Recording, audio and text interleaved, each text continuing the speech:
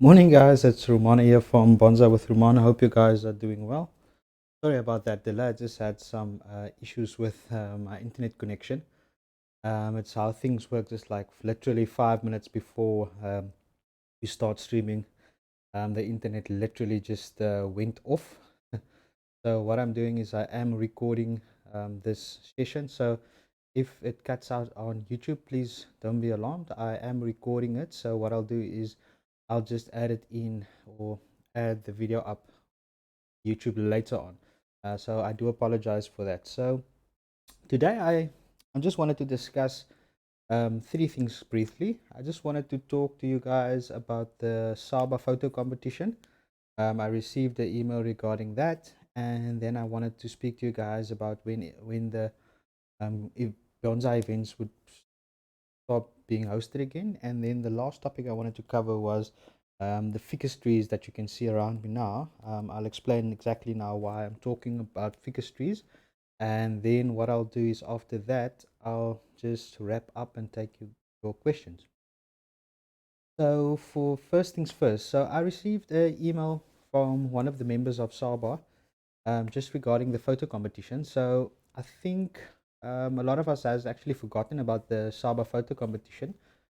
So how it normally works is on the 26th of each month, you can start submitting photos um, for the photo competition for Saba, and then on the end of the month they judge the trees. So it has been slowing down the last few months. So what they've did now is they've actually redone some of the rules and also the form that you have to fill in to apply for having your photo on the photo competition. So yeah, so I'll send the link through to you guys, whoever's interested in that, because the thing is I spoke to some of the guys and they really can't do anything if they don't get feedback from all the clubs in South Africa.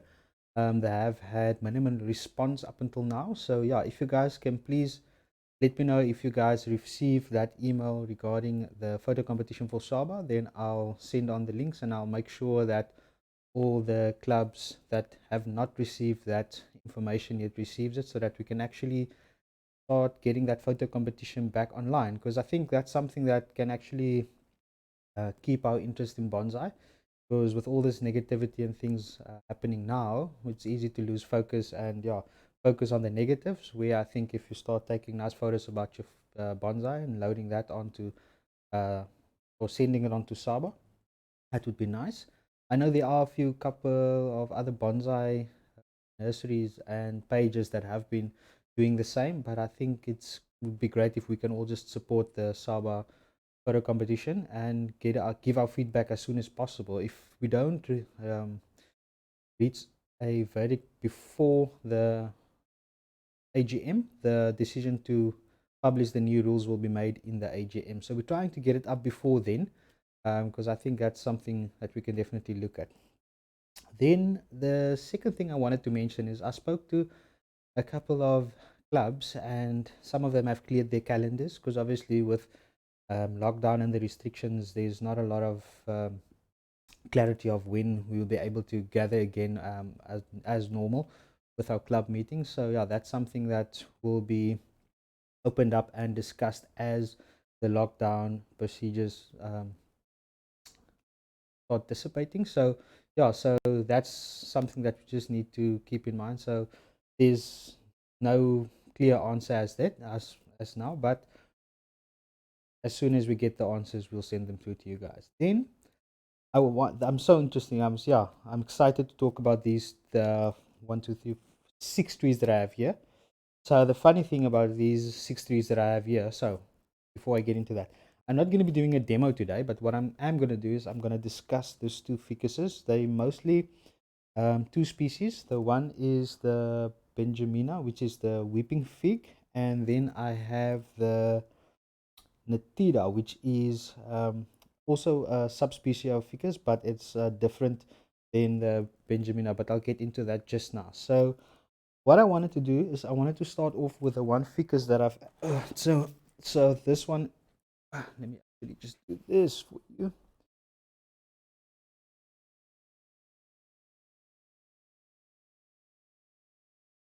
Yep. Okay. So this is the Benjamina that the weeping fig that I've been working on. So as you guys can see on this side over here, there is two branches that actually, there's one on there and there's another branch there that died. So just to give you guys a bit of history, because this tree's been with me for almost, I think, 5 years now, and I've been working on it for a client. And actually, the tree was close to complete, or it was well formed. And I sent it to the client, and he had it on his property for quite some time, and it suffered a bit of damage. So, firstly, it was bumped out of its original pot, and what happened is the tree was outside of his pot for a few hours, and then they repotted it, so the roots dried out a bit. Then, secondly, I think the tree did not receive enough water. So what happened is there were two branches over here that started drying up, and here you can see here's another branch. So what Ficus does, these specific Benjaminas, is they just dry out, and then what happens is you can just break it into two, and it's so soft you can actually just bend it over. So this died off completely. So I cut off these two branches, but I didn't throw them away. What I actually did is I planted them into smaller pots, and here you guys can see this tree actually started this branch started growing. So that's the one thing about ficuses, and that's why I'm so excited about working with ficuses. Is ficuses have this tendency to grow rapidly if they just receive a bit of soil. They just need to smell the soil and they start growing. So unfortunately, I think what happened is the pot that it was in was too shallow and didn't receive enough water, and it dried out, and that's why these first two branches started drying off. But I have seen lately that these drying off branches occurring a bit more on Ficus benjaminas than any other of the ficuses. And also, what I've seen is when you cut these back, so the general rule is when you start cutting back any growth, you have to wait for 6 pairs of leaves and then cut back to 2 or 1. What I've seen with Benjaminas, they very very finicky. So if you cut back, they will die back till the first bud. So what happens is the first bud after the cut. So what I normally do is I don't cut back to 2 or 1 pair of leaves. I cut back to 3 or 4, and then it obviously die back, and then I still have 3 more pair leaves that I can actually start growing from. So I don't know why it is with this specific tree, but that they just don't like you cutting too much on them. And also they do grow back very quickly, but they tend to grow up. So I have bent these branches down, and as you can see, they just grow back up. So that's something that you have to keep in mind when you're styling these specific ficuses, is they do tend to grow back up.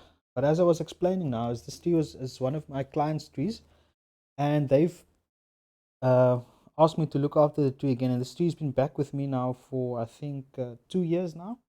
And I've slowly started working on the canopy. So you guys can see this side of the tree is now well formed, and this side is now missing something. So there's something missing with this tree. But I just want to show you here's another branch. This is the top branch. And as you guys can see, I just planted it into a tray, and I just want to show you guys this. Like within 2 years, this is the thickness of this root. You guys can see it over there. This root is about that thick,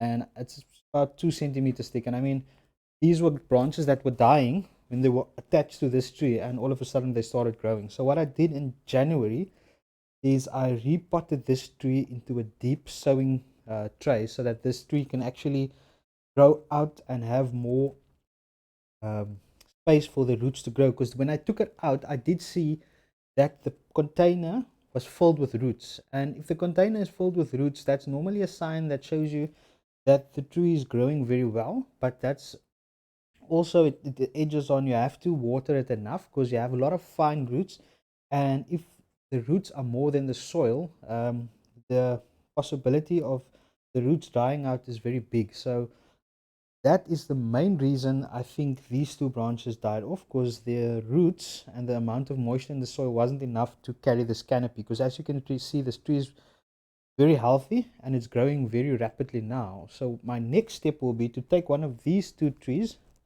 So I have trimmed them back in the past just to play around with them. But what I've decided to do now is I'm actually going to leave one of these shoots on this tree to grow long. And then what I'll do is I'll actually drill a hole through the trunk over here, and I'll pass one of these branches through that and do a thread graft on this tree. And then what I'll do is I'll just tie the pot to this side, point that through here, and then as soon as this branch thickens up, I can just remove the plant on this side and the branch would be growing through. You can, with ficuses, do grafts where you actually cut off the branch from the parent tree and graft it on here, but I found that thread grafting works better for me. I don't know why, but I just feel a lot more comfortable using thread grafting than actually just grafting a branch onto the tree itself. So that's the story about this tree. But as you can see with this tree, what happened is I've just cut off branches and now I have two spare trees. And once I've grafted that on there, so I'll graft one here and I'll graft another branch here. And I'll probably do that in summer when the tree is growing at its fastest. The faster the tree is growing when you're doing the grafting, the better the chances are that it will actually take. So what I'll do is I'll graft that on there and I'll show you guys that process, and then I'll give you guys regular updates so you can actually see how the tree is progressing. But yeah, with ficuses, these types of grafting normally takes within a few months, and then the branch is thick enough. So this entire canopy, this tree was once a garden tree, and the client removed it and I started shaping it, and this tree has, yes, this tree was about, say, was about 30 centimeters taller than it was now, and the apex now was actually a side branch, and I just wanted to compact the tree a bit, so I cut off the top of the tree. Used to be over here, you guys, so this used to be the top of the tree, and I cut it off over there. I bent this branch up and there was literally like 4 leaves on that, and now as you can see there's an entire apex around that. So yeah, so all these branches were developed into the branches they are now. They were all very small. I think some of them were the size of this branch over here. So what I'll do is I'll actually look for photos of this tree before I started working on it, and then post that, and then I'll just put the links on social media so you guys can see how this tree developed into the tree that it is now. So the reason for me showing this is I know a lot of guys normally when they're looking at bonsai on the internet, it's always these nice big trees and they look very well defined. But I just wanted to show you guys that there's a couple of things that you have to keep in mind when you're working with bonsais. So I think for me personally, it's some of those things where I like getting stuff done. So I'm very task orientated. And starting with bonsai was one of those eye openers where you actually could see that you're pushing a tree to develop quickly and you're pruning a lot. And literally took me like 9 years to realize that I have to adapt to the tree's needs and I have to work at the pace that the tree is progressing. And each tree is different. So all this, like even all the ficuses within the same subspecies, need to be treated differently. So you can't say that you want to bonsai in the next 4 years or 5 years. You need to pace yourself and adapt to the tree's circumstances. Like some of the trees tend to grow up, some of them are fast growers at the apex, some of them grow faster at the lower parts of the trunk. So there are a few things that you have to keep in mind. So it takes a while before you start getting into the cultivation of specific species, but once you start getting the hang of it and realizing that it takes time to develop a tree, then you'll start appreciating the well designed trees, and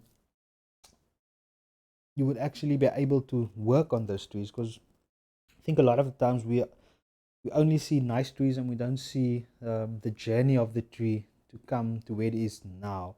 So this is why I'm actually showing you guys this tree. So just to show you guys that as the tree develops, specifically with this type of ficuses, there are setbacks, and you don't need to be discouraged whenever you encountering setbacks.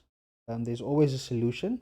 Yeah, so step back, take the time to study the tree, understand the needs of the tree, and then take it from there. Like, yeah, it's one of those basic things in life, is just take a step back, test the problem, and then develop a strategy to work on this tree or on whatever you're working on. So that's something that I've found that worked very well for me, is just stepping back and deciding what to do with the trees. And also, especially with ficuses, if you remove big branches, don't just throw them away, plant them in some soil, and you would be surprised at the quality of trees that you can actually make. So those trees can be used now for show and bonsai.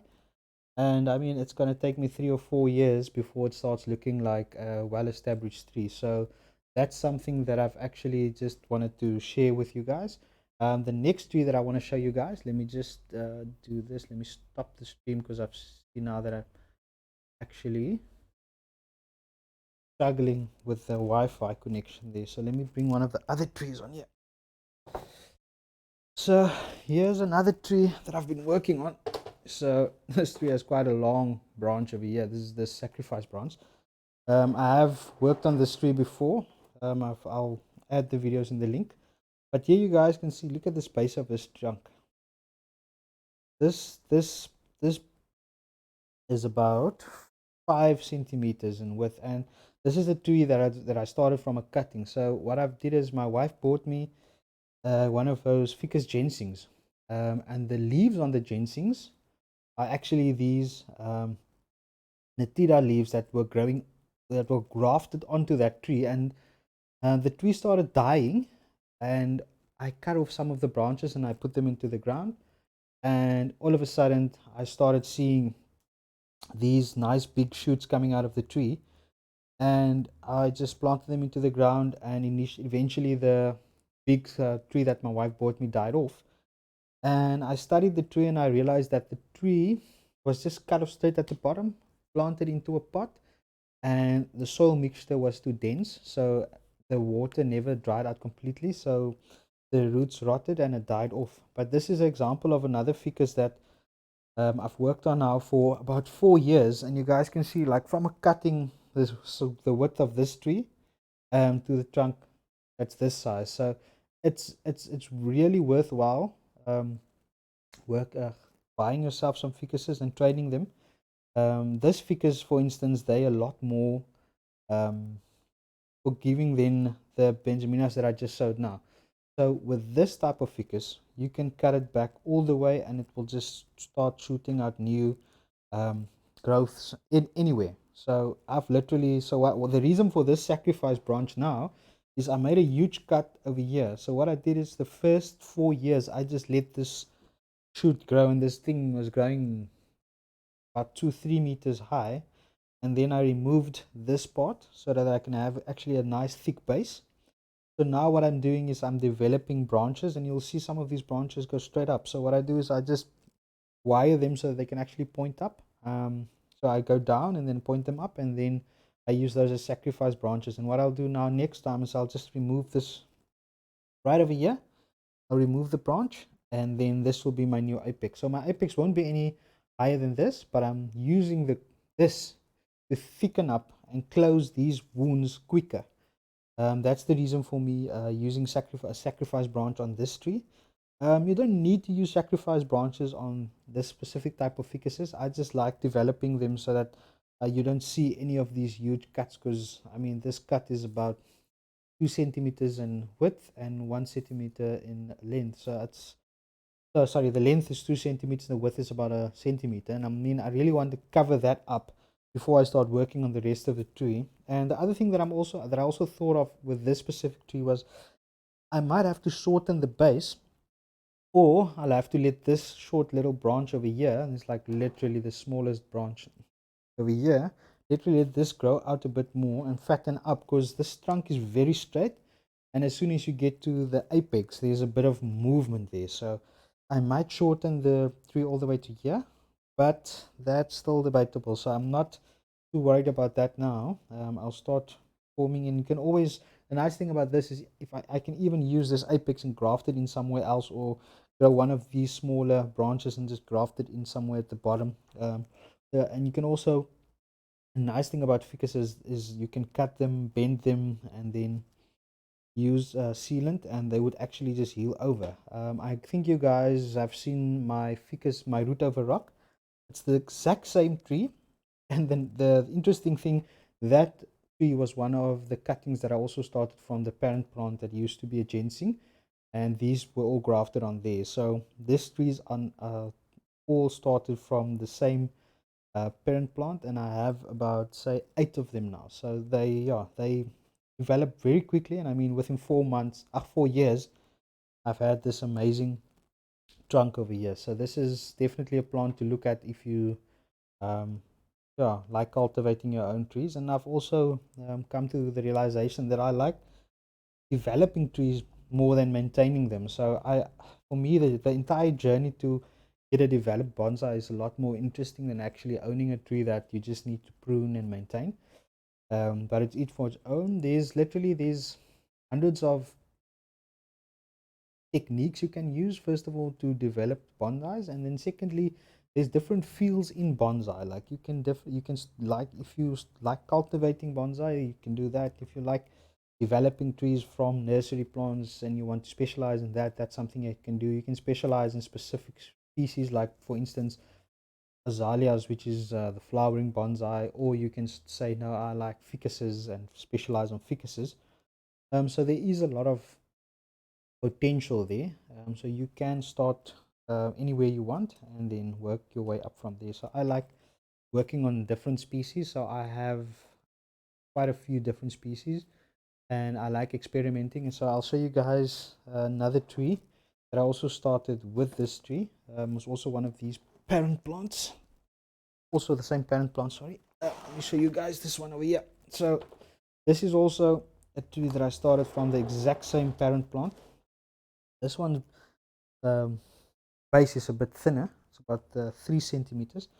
And now you can see it's the exact same plant, but the big difference here is you'll see that it has aerial roots shooting out from the sides over here.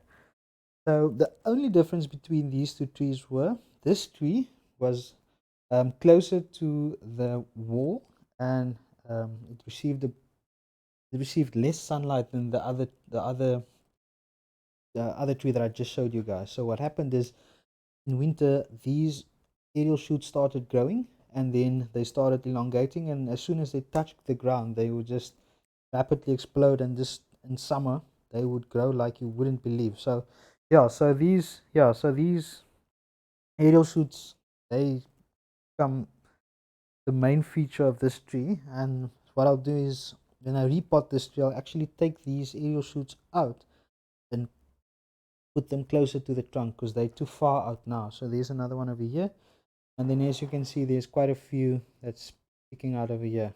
So yeah, so this is one of the other trees that I started also from the same cutting as the previous one. So I've planted all of them into bigger seeding trays just to, and what I do into is I don't fill the seeding tray all the way to the top. I leave a bit of space at the top. The reason for that is what I found works well with these ficus is if they don't have a lot of space to grow down, they tend to spread out, and the more they spread out, the thicker their base becomes. So that's something that you want to keep in mind. So rather make the pot wider, or make the width of the pot a bit wider, make the pot shallow so that they can actually grow out. And then what will happen is we'll receive a nice flat base, and as the roots go out, the trunk will swell up at the bottom. So that's quite a nice feature with these ficuses. So yeah, what I've also removed the sacrifice branch on this tree. So this tree is a bit further developed than the one that I just showed you guys. It's not too far ahead of the other one, but I have started working on the branch structure of this tree. I'm still just waiting for some of the smaller branches at the bottom to elongate.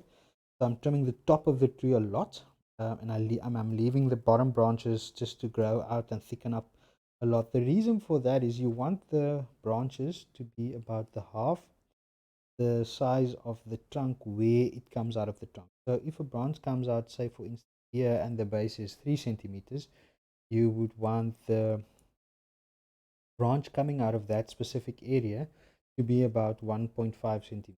When you move up the trunk should slope and become thinner. So at the top over here, if the trunk is say 1 centimeter, you want the branch that comes out of that area to be 0.5 centimeters. The reason for that is you want your tree to be aesthetically pleasing, but you also want it to look realistic. You don't want your top branches to be thicker than your bottom branches, and that happens very easily, because what happens with ficus is they grow very fast, and as soon as you leave them to elongate, that part of the tree thickens up. And also, if you have 3 or 4 branches stemming from the same place, it swells up and it looks ugly, but also it causes that specific branches to be thicker than the branches lower down. So if you want your branches lower down to be thicken up, let them elongate. Then as soon as they long as they can be, just start pointing the tip up and trimming back the other parts of the trees, and then their growth will go to that tree. And so what happens with these trees is the tips, then what you want to do is you want to get this specific branch out to grow this way, and then take it all the way up and make sure that it's longer than the taller than the apex. And then what will happen is all the sap will go there, and that will elongate, and then you cut it back. So it takes a few years to develop branches and thicken up at specific places, but that's how things go in bonsai. You have to take a few steps back, assess the tree, and then start working on a strategy, because uh, building in branches, there's no quick fix. So I started with a trunk, and then I started developing the branches. So you start with ramification, the placing of the branches. So it's not always that you will receive branches everywhere, and then you can start grafting. So there's always, and that's also, it's very nice to start specializing on grafting with ficuses, because grafting ficuses, it's way easier than grafting with other trees, and the success rate is a lot higher. So I rather start working on ficuses first and then move on to other trees, because I mean they're very forgiving, they grow easily, and yeah, they adapt everywhere. And also you can you can bring them in for longer periods than any of the other trees, because they like the humidity inside. You just need to make sure that they have enough water and they're not too damp. But they would work well as indoor bonsai as well, but not for the entire lifespan of the tree. Then I just wanted to show you guys the final tree. So this tree is also from the exact same parent as the other um, trees that I just showed you, but this one is a bit interesting. So I started experimenting on this tree about 2 years ago. So what I did is I took one of the long branches that I cut off. It was a sacrifice branch, and I just put it flat on the ground, and I got 1, 2, 3, 4, 5, 6, 7 smaller branches growing out of it, and I cut different parts of the tree, and I started bending it into shape. So what I'm doing now is, as you guys can see from this angle over here, this is going to be the front of this, and this is a raft style bonsai that I'm working on. I'll bend this up a bit more, and start developing the branching on this tree. It still has a long way to go, but I just wanted to show you guys that you can style, because it's in different styles. So yeah, they can be used as anything. So the previous two were like informal uprights, and this is a raft style. And you guys can see that once this hardens up, it actually has a nice look to it. And also because roots come out everywhere on this branch, it looks very nice, because it gives a bit more of a realistic feel than with other trees. But yeah, it's still a work in progress. I think this is the first time that I've actually shown this tree to anybody else than just working on it myself, because I tend to just wait for trees to be a bit more developed before showing them to people. But the thing is with this, I just wanted to show you guys that it is quite a bit of a process that goes into developing these trees. So yeah, so that's it for these ficuses. So just to recap and just to explain why I decided to show these trees to you guys is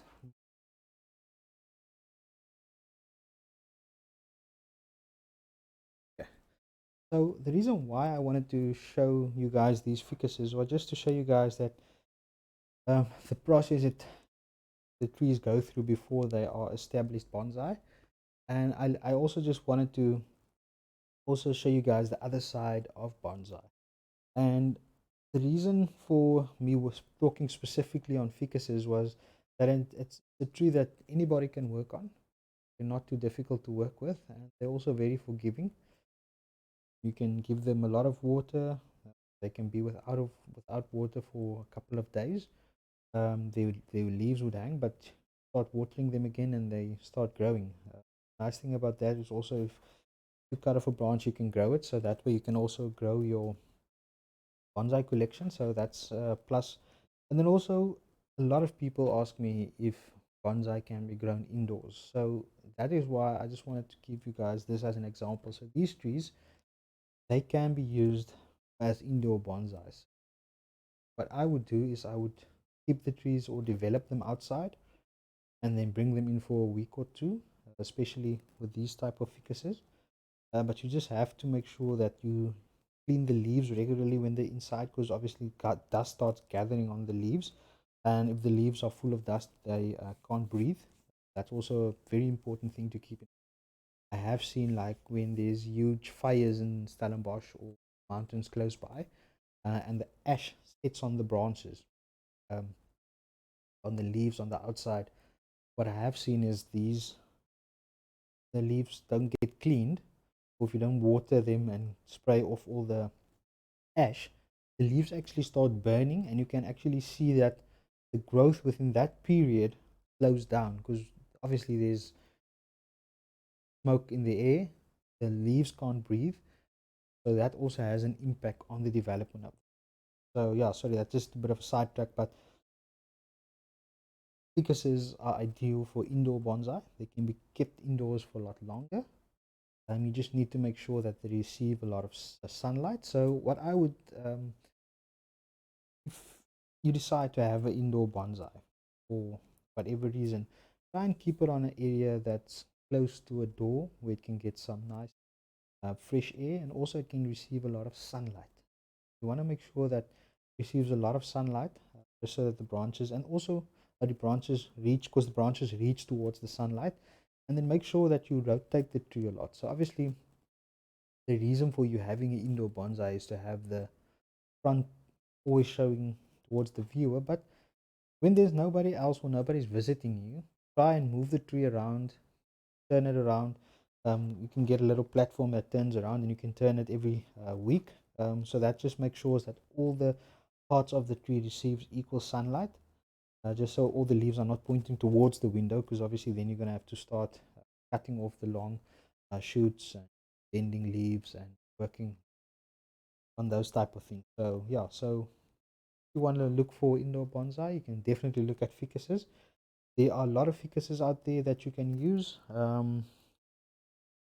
The reason I showed you guys the Benjamina is just to show you guys that it can be used, but it is a bit more of a sophisticated tree than the other bonsai trees. Like, so yeah, so other ficuses. So rather go for something like the Natidas.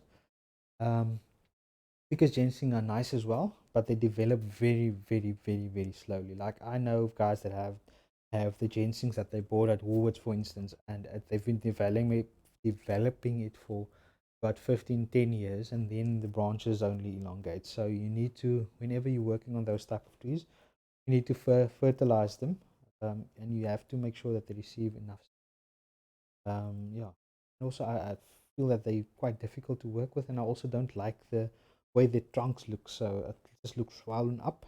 There's no basic branch structure, and all of the ginseng that you buy in the shops have exactly the same canopy. So there's no difference in the look. So yeah, if you want to, you can look at something like the Natidas. You can start working on them, developing them, or you can go to a reputable bonsai nursery and buy a few of them, established bonsai trees. then take them indoors and take care of them. But be sure to speak to a bonsai professional before taking your trees inside, because obviously there are some areas where it's very cold. So ficus trees are tropical trees, so they do like humidity. They thrive in summer, so summer is the peak growing season, and that's also when they are repotted, not like all the other trees or most of the trees in spring, or some of them just as spring starts. So you have to just make sure that you repot them at the right time, keep to a regular feeding program. Yeah, and they're not very sophisticated when it comes to repotting. You can repot them yearly if you want to, if they're growing good. Otherwise, every 2 years, if a tree is established and the roots are nice and fine developed, you should definitely be able to repot more frequently. The other thing you also have to keep in mind, soil mixture with them is very well drained soil, but also make sure that there's enough water to sustain the tree for a day, or as ever how long the waterings in between the days. And then also, yeah, it's they don't need very sour ground or the very neutral based ground, and yeah, they grow anywhere. The only thing is you have to lift them up every now and then, because especially in summer I have found that if you keep them on wooden surfaces, and you do not rotate your plants often, what they do tend is they grow long roots in summer, and those roots go into everything. I don't know if you guys have driven past some of the bridges and stuff, and you'll see there's a tree that just looks like it's been embedded into the side of that bridge or mountain. It's because these ficus roots, once they find one small crack and they will start growing like crazy. I know about guys that's grown. There's one of our club members in Kleinmond that is actually has all these nice rocks that has been growing ficuses on. And I mean, those trees don't even get repotted. They grew into that rock, and there's no way of getting it out. So what he does is he just fills up soil every now and then. So that's something to keep in mind, is the ficus roots. And also, when you're potting them into pots, so pot selection for ficuses, make sure, because I just want to show you guys something. So when you buying a pot for a ficus, make sure that the inside lip flat. I know some of the pots, like the more glossier type of pots that are not bonsai pots, but they look nice, have edges that actually curl up like that. So what will happen is once the roots go up, they will start twisting on the inside of that. When you have to repot that tree, you can't pull it out, because now you have a root that has circled the pot or has grown up into that lip, and now you can't pull it out. So then you can, so when you're repotting them in the inner pot like that, take a sharp knife, cut around the edges to loosen the root from the edge and pull the tree out. They do grow very, very quickly. So I would advise keeping your eye on that, especially when you're buying containers like that. And also make sure that the insides of the pot is nice and smooth, because as I explained, they go in everywhere and they get stuck there. And also what I found like is, if you're using like bigger trees and you're growing big bonsai, pick up that pot every now and then, because I have found that if there's soil under the bonsai pots and that root goes down and you don't move that tree, that root goes straight into the ground and the tree starts you growing bigger and bigger, and you like the new growth on the tree, but it's actually grown straight into the ground. And then when you have to remove it, there's a thick root bottom that you have to cut off. So that's something you have to keep an eye on, especially in summer. So you'll see at the bottom, the what I always do is I try and cut off all the roots at the bottom, because they do tend to grow out summer. So it's winter here in our region right now, so we don't have that problem. So that's something that we can actually relax and sit back a bit more. And as I explained to you guys, we're in winter now. I just wanted to show you guys how my enclosure looks now. So I just added in a few of the photos so that's the tree that I've been working on. There's a couple of my liquid ambers. Those are liquid ambers that's on the ground. So you can see some of the leaves are nice and yellow and some of them are red. There's a tree at the back, that's a pomegranate that I'm growing. The leaves are turning yellow, so you'll see that that's one of the trees closest to the wall. There's another nice flowering deciduous tree that I have. I'm not sure what type of species it is. I just know it has one of these beautiful, beautiful purple flowers. And that tree over there, that is a maple, and that's the first time ever that I've seen a maple with a bright orange leaves. So I'm very proud of that. And that's also another maple with yellowish leaves. Yeah, so that all. Oh, that's the slideshow just again. Yeah, so you can see some of the trees are completely lost their leaves, and some of them are just changing into nice colors now. So now you have all these yellows, browns, and bright reds in the enclosure.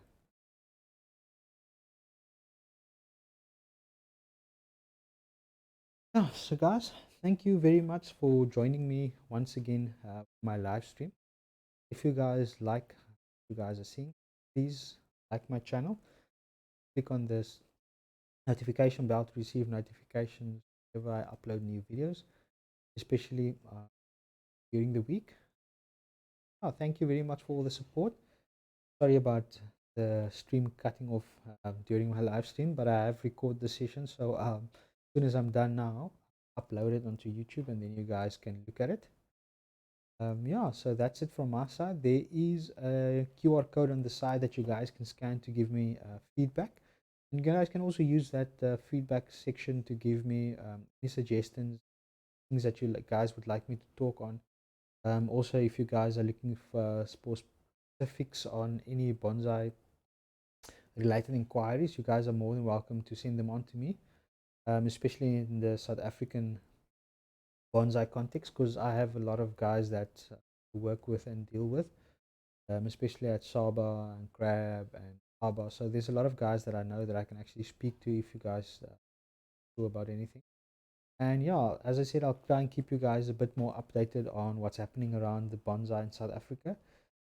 So if you guys have any suggestions, please feel free to send them on.